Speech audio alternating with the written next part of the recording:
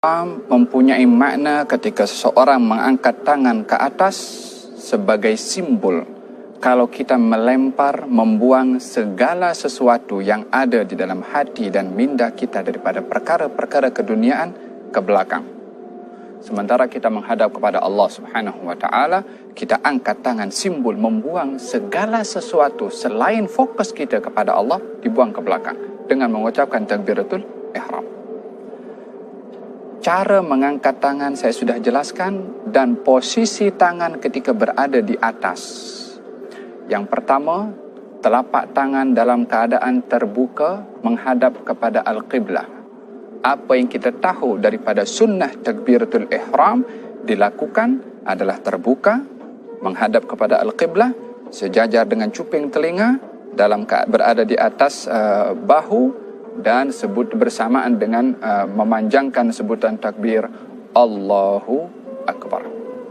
Allahu Akbar atau Allahu Akbar.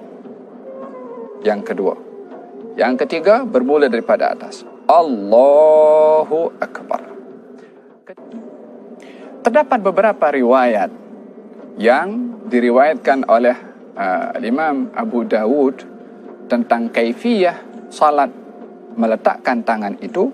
Satu riwayat mengatakan adalah di atas pusar, di bawah dada. Riwayat yang lain mengatakan di bawah pusar.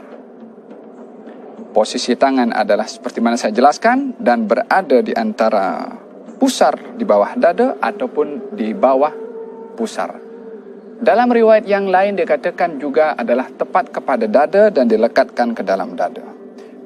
Tapi yang menjadi pegangan dalam mazhab Imam Syafi'i adalah antara di atas pusar dan juga di bawah dada, atau dalam mazhab Imam Maliki adalah di bawah pusar, atau mazhab Imam Abu Hanifah.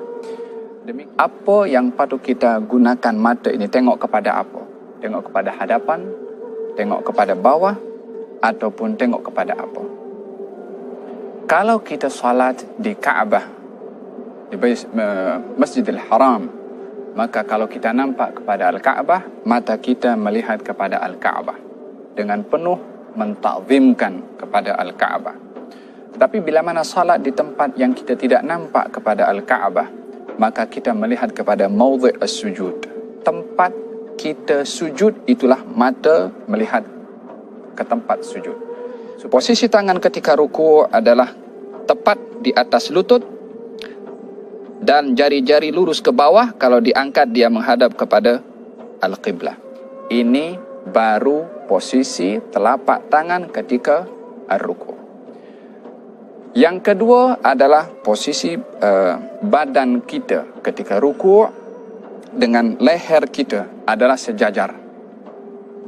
Yani kalau kita berada dalam keadaan ruku' adalah berada dalam keadaan kalau diletakkan sesuatu di atas belakang kita, maka tidak akan jatuh sesuatu itu karena badan kita adalah datar dan rata. Yani seperti ini.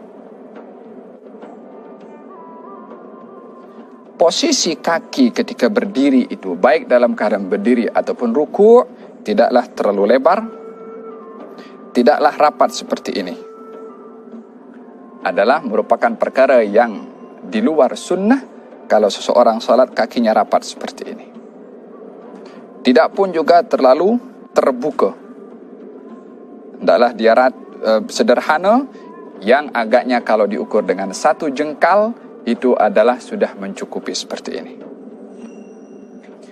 Bangkit daripada ar-ruku' dengan sebutan Sami Allahu liman hamidah, bersamaan juga sebutan Sami Allahu liman hamidah bersama dengan gerakan dan tangan sampai kepada atas. Sami Allahu liman hamidah. Tangan disunahkan turun ke bawah. Posisi sujud seseorang bila mana sujud adalah jari-jari atau batin daripada jari-jari itu adalah menghadap kepada Al-Qiblah.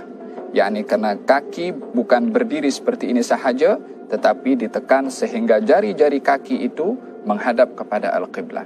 Bila mana mampu keseluruhan jari-jari sampai kepada jari kelingking adalah afdal. Tapi kalau tidak, walaupun sudah satu jari itu sudah memadai untuk mendapatkan sahnya as-sujud bila mana batin daripada jari-jari kaki ini adalah menyentuh kepada tanah. Yang tidak diperbolehkan adalah bila mana posisi kaki seperti ini. Yang menyentuh kepada tanah itu adalah kuku atau zahir daripada jari-jari. Tidak, tapi butunul asabi', batin atau bagian belakang daripada jari-jari kaki. Walaupun hanya sekedar ibu jari sudah memadai, tetapi afdalnya adalah seluruh jari-jari kaki itu adalah ditekan ke bawah sehingga seluruh jari-jari ini menghadap kepada al-qiblah, kanan dan juga kiri, lutut dan juga tangan. Posisi tangan bila mana sujud adalah berada di tanah menghadap kepada al-qiblah, sejajar dengan jatuhnya atau sejajar dengan bahu kita. yakni seperti ini dan juga seperti ini. Posisi tangan menghadap kepada al-qiblah. Kalau ada sesuatu yang jatuh daripada bahu kita, akan jatuh kepada tangan kita. Yakni bukan tangan itu mengirik ke kanan ataupun berhadapan seperti ini. Tidak, tetapi menghadap kepada al-qiblah. Hukum hidung menyentuh kepada tanah adalah perkara yang sunnah dalam mazhab al-Imam Asy-Syafi'i. Ini posisi sujud. Jari-jari menghadap qiblat dan kaki berdiri seperti ini. Tangan menghadap qiblat, dahi menyentuh kepada tanah, tak boleh ada penghalang kepada dahi. Baik itu imamah, songkok, serban adalah tak boleh menjadi penghalang, kecuali serban itu diletakkan sebagai sejadah, maka adalah diperbolehkan. Dalam sujud tidak boleh. Sujud di atas sesuatu yang terangkat bersama dengan tubuh badan kita. Posisi yang berikutnya adalah duduk di antara dua sujud, ataupun duduk tahiyat awal ataupun duduk tahiyat akhir. Duduk di dalam salat ada dua jenis duduk. Yang pertama adalah jalsatul iftirash, yakni posisi seperti ini. Yakni bahagian belakang kita duduk di atas telapak kaki bahagian kiri, sementara kaki kanan dan jari-jarinya tetap menghadap kepada al-qiblah seperti ini. Duduk seperti ini disunnahkan pada tahiyat awal, pada duduk di antara dua sujud, dan juga duduk istirahat. Dalam 3 kaifiyah atau setiap duduk yang tidak ada salam setelahnya, maka disunnahkan duduk iftirash seperti ini. Apakah iftirash? Duduk di atas telapak kaki kiri, sementara kaki kanan berdiri tegak. Adapun duduk yang kedua namanya duduk tawarruk, iaitu duduk pada saat seseorang setelah duduk itu akan salam. Maka posisinya berbeza. Kaki kiri masuk ke dalam dan kita duduk terus menyentuh kepada tanah, sementara posisi kaki kanan adalah tetap seperti ini, jari-jari menghadap kepada al-qiblah. Tidak seperti ini ataupun tidak pun seperti ini. Duduk seperti ini juga tidak termasuk daripada yang disunnahkan di dalam as-salah, yang kalau seseorang duduk seperti ini bukanlah dikatakan salatnya itu terbatal, akan tetapi tidak melakukan sunnah di dalam as-salah. Dalam tahiyat akhir adalah duduk dalam keadaan jari kaki kanan menghadap qiblah, kaki kiri masuk dalam, dan juga bahagian belakang ini duduk menyentuh kepada tanah. Posisi tangan ketika berada dalam keadaan at-tahiyyat adalah baik tahiyat awal ataupun tahiyat akhir, jari-jari kiri berada pada bahagian lutut paha kiri dan jari-jari kanan berada dalam keadaan digenggamkan seperti ini, kecuali 2 jari. Jari telunjuk dan juga jari atau ibu jari. Jari telunjuk dan juga ibu jari. Cara yang digalakkan atau disunnahkan dalam mazhab al-Imam Syafi'i adalah bila mana seseorang itu ingin mengangkat ataupun at-tahiyat, katalah tahiyat awal atau tahiyat akhir, posisi telapak tangan kiri berada tepat pada lutut, telapak tangan tepat juga berada pada lutut, 3 jari daripada tangan kanan digenggamkan, kecuali ibu jari dan juga jari telunjuk yang berada dalam posisi seperti ini. At-tahiyyatul mubarakatus salawatut tayyibatu lillah. Assalamu alayka ayyuhan nabiyyu wa rahmatullahi wa barakatuh. Assalamu alayna wa ala ibadillahis salihin. Ashhadu an la ilaha illallah. Bila mana sebut illallah, barulah tangan atau jari-jari telunjuk ini diangkat dan jari atau ibu jari berada di dalam dua keadaan. Boleh seperti ini, yakni menyentuh kepada jari telunjuk di bawah, ataupun boleh seperti ini, yakni menyentuh kepada jari yang tengah. Posisi ibu jari boleh menyentuh jari tengah, atau posisi ibu jari boleh menyentuh kepada jari telunjuk. Ini posisi kepada ibu jari. Adapun jari telunjuk berada dalam keadaan diangkat, tidak terlalu diangkat seperti begini, ataupun tidak lurus tetapi menunduk ke bawah sedikit. Asyhadu an la ilaha illallah, atau begini atau begini. Dua kaifiyah ini adalah ada di dalam cara melakukan at-tahiyyat. Perlukah seseorang menggerakkan jari-jarinya ketika berada dalam keadaan tahiyat awal atau tahiyat akhir? Di dalam hadis ada dua riwayat disebutkan kalau baginda Rasulullah tidak menggerakkan, dan dalam riwayat yang lain diberitahukan kalau Rasulullah menggerakkan. Dua riwayat ini zahirnya bertentangan, tetapi pada hakikatnya tidak bertentangan.